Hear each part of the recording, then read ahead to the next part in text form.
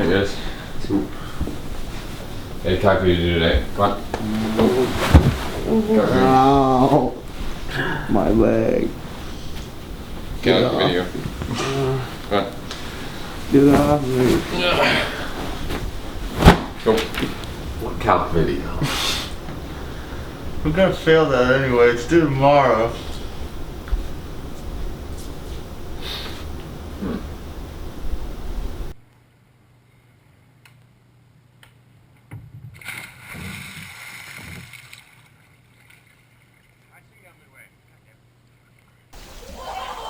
There's a GoPro going to work.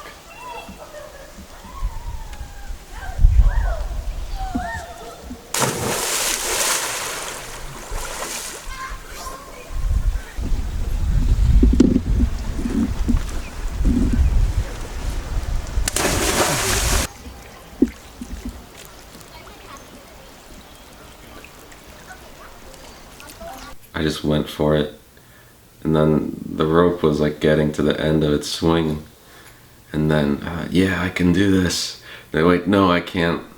But I didn't let go, and I just kept hanging on. So then it swings back. I'm about to hit my head into the tree, so I put my hand up, and then it stopped, and then I fell. As a first time ropes swinger, I think that's the appropriate term for it.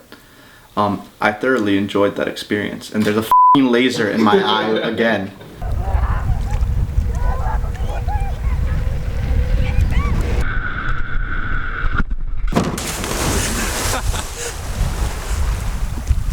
The bike? You need help?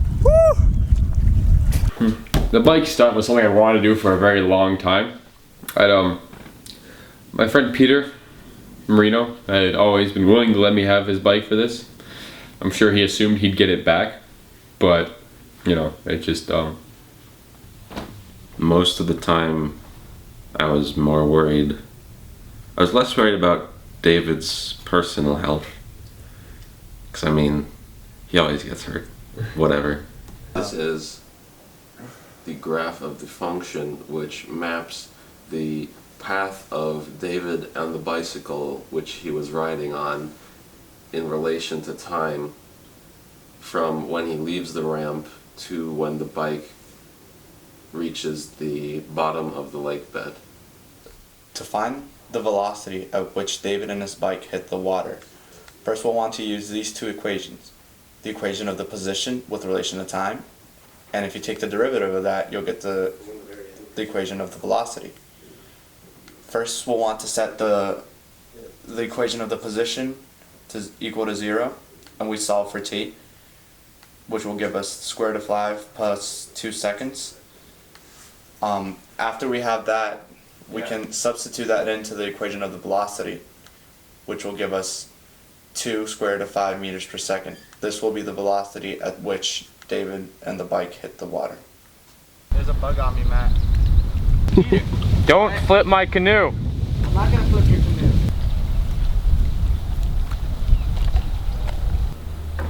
We're trying to keep straight. Oh, Peter, I swear to God.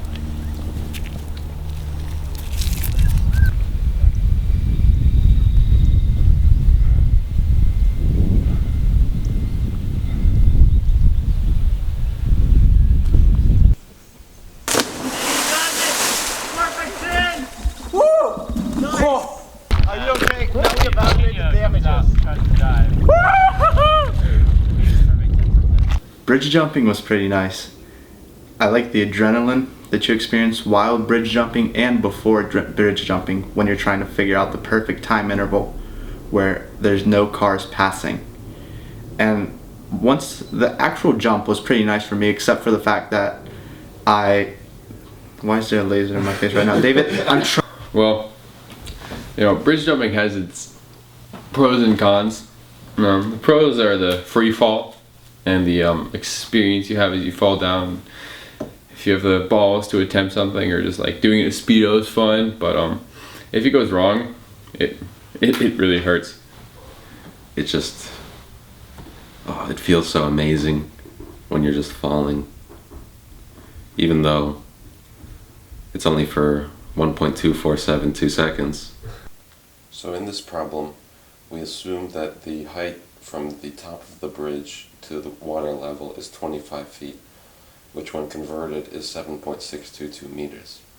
Then we know that the acceleration due to gravity is negative 9.8 meters per second squared, that the velocity due to time is equal to the integral of the acceleration due to time, which ends up being negative 9.8 t plus constant 1. Then the position due to time is the integral of the velocity due to time, which is the integral of that negative 9.8 t plus constant 1, which is negative 4.9 t squared plus constant 1 t plus constant 2. And then if you think about it, constant 1 is actually the initial velocity, and constant 2 is the position, the initial position. And so the initial velocity was 0, or vertical. This is all in vertical components. And so you can get rid of the initial velocity times t part of the equation. And then you just substitute 7.622 meters for the initial height. And then you end up with this equation for the total change in position. And then, so if the height, the top of the bridge is 7.622 meters and the water level is 0, we want to find at water level 0 what is the time. So we just substitute 0 for r of t and then solve, and you end up with 1.2472 seconds.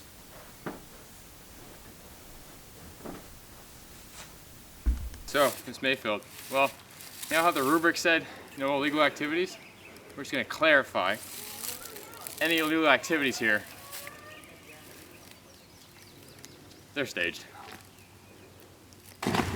Oh! So, you guys have any ideas yet? Nope. No, not really.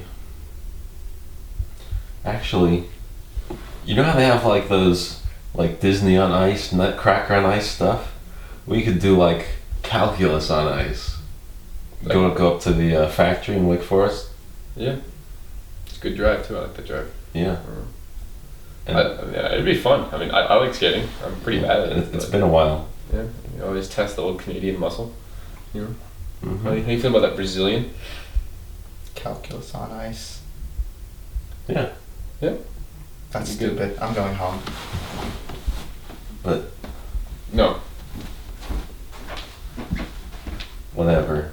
We don't need you, Peter. I'm trying to keep my hands as straight as possible.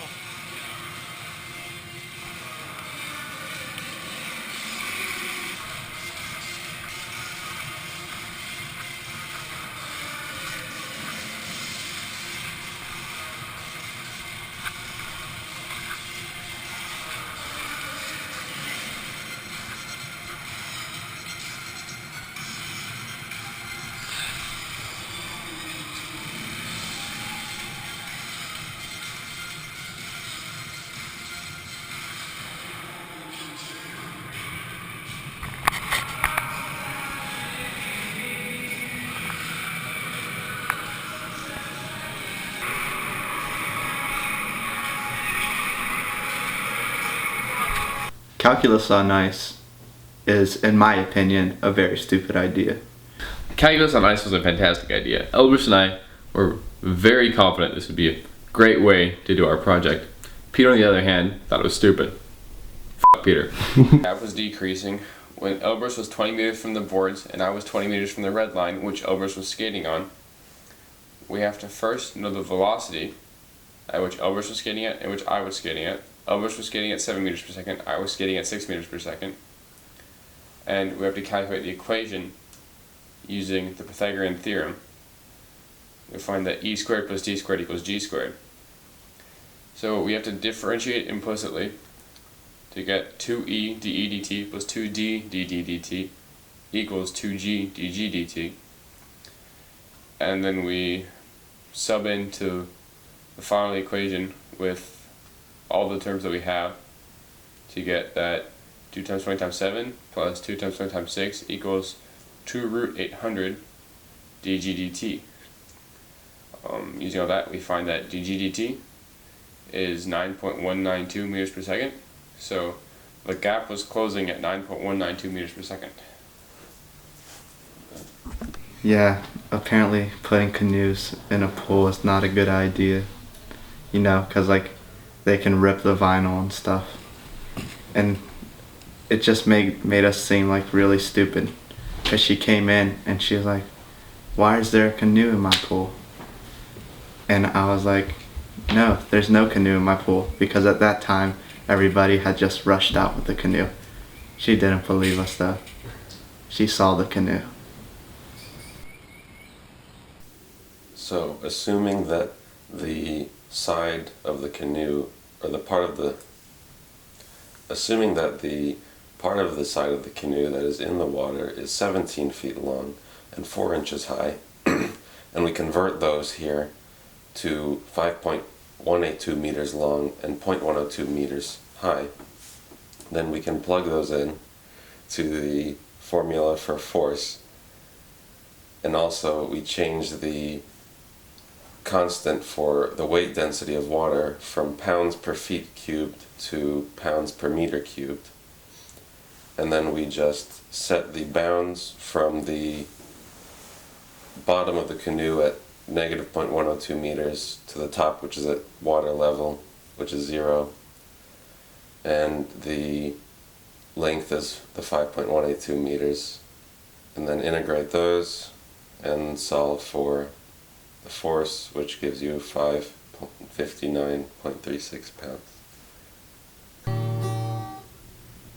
Well, I hope they'll enjoy the video, because we really had a lot of fun making it, and we really had a lot of fun in calculus, We're like a little community, a little family. Probably because of how hard it was. I feel like the harder the class is, the more you get to know the people in it. And it'll be disappointing that the class is ending.